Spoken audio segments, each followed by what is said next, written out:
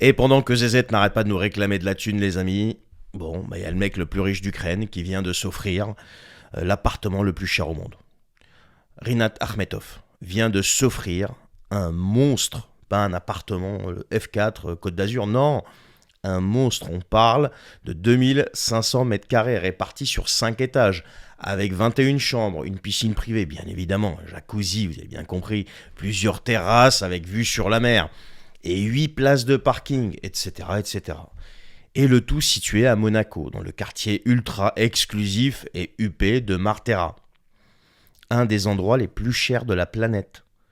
Prix de la modique opération, bien évidemment, 470 millions d'euros, oui, presque un demi-milliard pour un seul bien immobilier. Alors on est sur des niveaux totalement hors normes, et c'est un agent immobilier qui vous parle, avec des prix qui dépassent les 100 000 euros le mètre carré, c'est complètement impensable. C'est un record mondial, au-dessus de tout ce qui s'est fait à Londres, à New York ou ailleurs. Donc il faut comprendre vraiment de quoi on parle. On parle vraiment de quelque chose d'explosif, quoi. Alors bien évidemment, il fait ce qu'il veut de son fric quand c'est son fric. Mais il faut quand même remettre des choses un petit peu dans l'ordre. On parle d'un pays en guerre, son pays. On parle d'un pays qui dépend massivement des financements extérieurs pour tenir. On parle de milliards et de milliards et de milliards injectés, notamment par les Européens, par nous les contribuables. Et pendant ce temps-là, tu as le plus gros milliardaire du pays qui est en guerre et qui nous réclame des milliards, qui place près de 500 millions d'euros dans un appartement de luxe à l'étranger. Pas dans son pays, pas dans son industrie de l'armement, pas dans son économie. Non. Ni dans les infrastructures, ni aider les soldats. Non, non, non, non, non, non, non, non, non, non. C'est dans un appartement à Monaco. Pas dans les forts de défense ni les forts de guerre, on s'en fout de ça. Et attention, c'est pas un cas isolé parce que le même homme possède déjà une villa à plus de 200 millions d'euros sur la Côte d'Azur, un chalet à Courchevel, estimé à plusieurs dizaines de millions d'euros, un appartement à Londres, et même un yacht de 139 mètres. Voilà, on est clairement sur une logique d'accumulation patrimoniale mondiale, sécurisée, diversifiée, totalement déconnectée de la situation réelle de son pays, où il y a quand même des centaines de milliers de morts, voilà, et des gens qui crèvent la dalle. Et pendant ce temps-là, on nous réclame à nous des milliards. Donc la vraie question, elle est très simple, et elle dérange, je pense. On parle d'efforts. On nous demande des efforts à nous, de solidarité. Il y a encore, comment il s'appelle, le Cornu, qui nous demande 6 milliards d'efforts. Encore. On nous parle d'argent public, de soutien indispensable, de sacrifices nécessaires. Ils se battent pour nous et tout le tralala marketing autour. On nous dit qu'il faut continuer, qu'il faut payer, qu'il faut aider. Mais ceux qui ont les moyens, eux, donc les patriotes de chez eux, ils font quoi concrètement ? Ils placent leur fric là où ils sont tranquilles. Monaco, Londres, la Côte d'Azur, etc. À l'abri. Loin des tensions, loin des risques. Pourquoi cet homme n'a pas investi ses 470 millions dans son pays ? Pourquoi il ne participe pas directement à l'effort de reconstruction ou l'effort de guerre, l'effort de défense ? Pourquoi il protège son patrimoine ailleurs pendant que d'autres financent ? Non mais c'est vrai. Alors que Zelensky vient de demander aux Européens quand même de renvoyer les jeunes Ukrainiens, les hommes, chez eux pour aller sur le front. Non mais vous vous rendez compte ? Et pendant ce temps-là, nous, on nous gratte donc des milliards et des milliards, et on nous demande de garantir un prêt de 90 milliards à l'Ukraine, dont la France va garantir au bas mot 17 milliards. Non mais je ne sais pas si on se rend compte de la gravité de la situation. Alors, il y en a qui vont me répondre, je sais ce que vous allez dire, oui, mais il a acheté en 2021, c'était avant la guerre. Depuis 2022, on crache au bassinet. Depuis 2022, on nous serre les cojones, d'accord ? Comme ça. Depuis 2022, on nous demande toujours plus et toujours plus et toujours plus. Et depuis 2022, il y a des scandales à répétition qui éclatent. Et depuis 2022, on continue, malgré les scandales, à cracher au bassinet. À un moment, il faut dire les choses. Ça s'arrête quand ? Parce que toi, quand tu payes tes impôts en retard ici, t'as tout de suite, ça dégaine. D'accord ? Donc voilà ce que je pose comme question moi aujourd'hui. C'est quand que ça s'arrête ?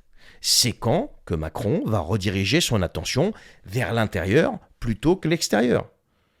Puisque quand on nous explique que tout ça c'est du complotisme, c'est eux qui alimentent le complotisme. Il n'est pas logique et normal aujourd'hui de venir comme un Lecornu là, la bouche en cœur là, nous expliquer qu'il va falloir 6 milliards d'efforts de plus. À cause de ce qui se passe au Proche-Orient. Et à côté de ça, en même temps, on envoie des milliards à Zelensky. Et on s'aperçoit que quand c'est pas ZZ lui-même, c'est ces oligarques, les gens de chez lui qui se payent des villas et des villas, quand c'est pas des hôtels, quand c'est pas je sais pas quoi, vous comprenez? Donc voilà, donc c'est pas une forme de complotisme ou je sais pas quoi, il est logique de se poser ces questions-là. Quand je suis taxé à hauteur de presque la moitié de mon PIB, quand on me demande toujours des efforts, des augmentations, il est logique quand même que j'aille demander des comptes. Quand je vois des aberrations pareilles, non mais vous vous rendez compte, un demi-milliard de dollars, enfin presque le demi-milliard d'euros aussi. Je crois que ça fait 550 ou 570 millions de dollars, pardon. Et nous, bah non, on crache. L'autre, il vient ici, à chaque fois qu'il vient ici, il repart avec un chèque. Et quand ça, attendez, parce que quand ça va pas assez vite, eh bien, on se fait engueuler en plus. Parce que là, c'est ce que j'ai vu. Il est en train de pourrir la vie à tout le monde, là.